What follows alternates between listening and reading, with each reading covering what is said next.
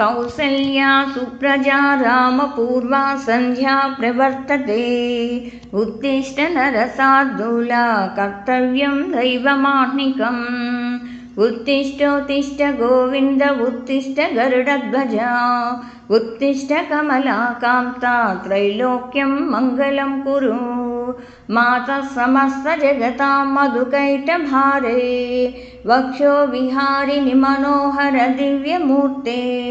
श्रीस्वामिनिश्चितजनप्रियदानशीले। श्रीवेङ्कटेश दयिते तव सुप्रभातम्। तव सुप्रभातमरविन्दलोचने। भवतु प्रसन्नमुखचन्द्रमण्डले। विधिशङ्करेन्द्र वनिता विरचिते। वृषशैलनाद दयिते दयानिधे। अत्यादिसप्त ऋषयस्तमुपास्य सन्ध्यहाम्। आकाशसिन्धुकमलानि मनोहराणि। आदाय पादयुगमर्चयुतं प्रपन्नः। शेषाद्रिशेखर विभो तव सुप्रभातम्। पञ्चाननाब्जभव षण्मुखवासवाद्यः। त्रैविक्रमादिचरितं विभूतः सुबन्ति। भाषापतिः पठति वासरशुद्धिमारात्। शेषाद्रिशेखर विभो तव सुप्रभातम्। ईशात् प्रफुल्लसरस्यूरहनारिकेलपूगद्रुमादिसुमनोहरपालिकानाम्। आवाति मन्दमनिलः सह दिव्यगन्धः। शेषाद्रिशेखर विभो तव सुप्रभातम्। उन्मील्यनेत्रयुगमुत्तमपञ्जरस्थः। पात्रावशिष्टकदलीफलपायसानि। भुक्ता सलीलमदकेलिसुखाः पठन्ति। शेषाद्रिशेखर विभो तव सुप्रभातम्। तन्त्री प्रकर्ष मधुरस्वनयविपञ्च्या। गायत्यनन्तचरितं तव नारदोऽपि। भाषा समग्रमसतत्कृतचारुरम्यम्। शेषाद्रिशेखर विभो तव सुप्रभातम्। भृङ्गावली च मकरन्दरसानुविद्यझूङ्कारगीतनिनदैः सह सेवनाय। निर्यात्युपान्तसरसि कमलोदरेभ्यः। शेषाद्रिशेखर विभो तव सुप्रभातम्। योषागणेन वरदन्निविमाज्यमाने। गोशालयेषु दधिमन्दनतीव्रघोषः। रोषात् कलिं विदधते कुकुभश्च कुम्भः। शेषाद्रिशेखर विभो तव सुप्रभातम्। पद्मे समित्रशतपत्रगतालिवर्गः। हर्तुं श्रियं कुवलयस्य निशाङ्गलक्ष्म्यः। भेरीनिनादमिव बिभ्रति तीव्रनादम्। शेषाद्रिशेखर विभो तव सुप्रभातम्। श्रीमन्नभीष्टवरदाखिल लोकबन्धो। श्रीश्रीनिवास जगदैकदयैकसिन्धो। श्रीदेवता गृहभुजान्तर दिव्यमूर्ते। श्रीवेङ्कटाचलपते तव सुप्रभातम्। श्रीस्वामी पुष्करिणिकाप्लवनिर्मलाङ्गः। श्रेयार्दिनो हरिविरिन्दिननन्दनाद्यः। श्रीस्वामी पुष्करिणिकाप्लवनिर्मलाङ्गः। श्रेयर्दिनो हरिविरिञ्चि सनन्दनाद्यः। द्वारे वसन्ति हरनेत्रहलोत्तमाङ्गः। श्रीवेङ्कटाचलपते तव सुप्रभातम्। श्रीस्वामी पुष्करिणिकाप्लवनिर्मलाङ्गः। श्रेयोर्दिनो हरिविरिञ्चि सनन्दनाद्यः। द्वारे वसन्ति वरनेत्रहतोत्तमाङ्गः। श्रीवेङ्कटाचलपते तव सुप्रभातम्। श्रीशेषशैलगरुडाचलवेङ्कटाद्रिनारायणाद्रिवृषभाद्रिवृषाद्रिमुख्याम्। अख्यां तदीयवसतेरनिसंवदन्ति। श्रीवेङ्कटाचलपते तव सुप्रभातम्। सेवापरा शिवसुरेशकुशानुधर्मरक्षोऽम्बुनाद पवमानधनादिनाद। बद्धाञ्जलि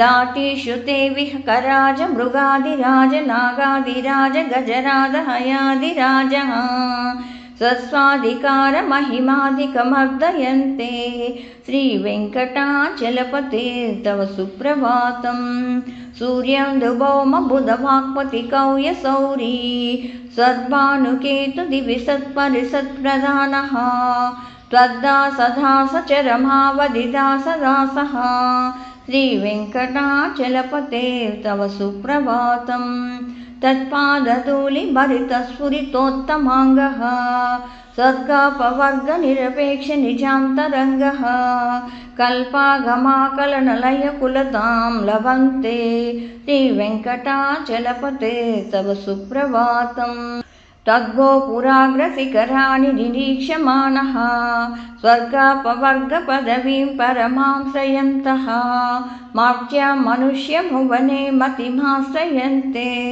श्रीवेङ्कटाचलपते तव सुप्रभातं श्रीभूमिनायकदयादिगुणामृताब्धे देवादिदेव जगदेकशरण्यमूर्ते श्रीमन्ननन्तगरुडादिभिरर्चिताङ्ग्रे श्रीवेङ्कटाचलपते तव सुप्रभातं श्रीपद्मनाभपुरुषोत्तमवासुदेव वैकुण्ठमाधवजनार्दनचक्रपाणि श्रीवत्सचिह्नशरणागतपारिजाता श्रीवेङ्कटाचलपते तव सुप्रभातं कन्दर्पदर्पहरसुन्दरदिव्यमूर्ते कान्ताकुजाम्बुरः कुट्मललोलदृष्टे कल्याणनिर्मलगुणाकरदिव्यकीर्ते श्रीवेङ्कटाचलपते तव सुप्रभातं मीनाकृते कमटकोलनृसिंहवर्णिन्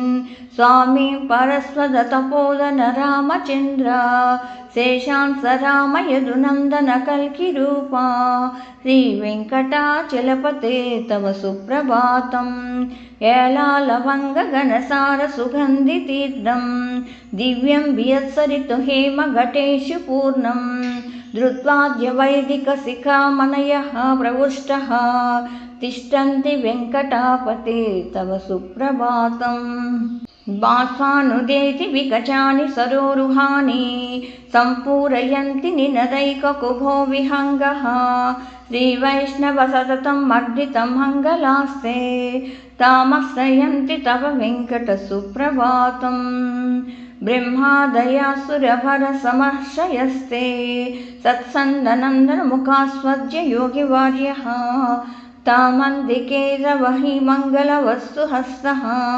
श्रीवेङ्कटाचलपते तव सुप्रभातं ब्रह्मोदयासुरवरसमर्षयस्ते ब्रह्मादयासुरवरसमहर्षयस्ते सन्तः सनन्दनमुखास्वदयोगिवर्यः तामान्तिके तव हि मङ्गलवस्तुहस्तः श्रीवेङ्कटाचलपते तव सुप्रभातं ब्रह्मादयासुरवरसमहर्षयस्ते सन्तः सनन्दनमुखास्त्वदा योगिवर्यः तामन्तिके तव हि मङ्गलवस्तुहस्ता श्रीवेङ्कटाचलपते तव सुप्रभातं लक्ष्मीनिवासनिरभज्य गुणैकसिन्धो संसारसागरसमुत्तरणैकसेतो वेदान्तवेद्य निजवैभवभक्तवोख्यः श्रीवेङ्कटाचलपते तव सुप्रभातम् इत्थं वृषाचलपतेरिह सुप्रभातं ये मानवा प्रतिदिनं पठितुं प्रवृत्तः तेषां प्रभातसमये श्रुतिरङ्गवाजं प्रज्ञापरार्थसुलभां परमां प्रसूते।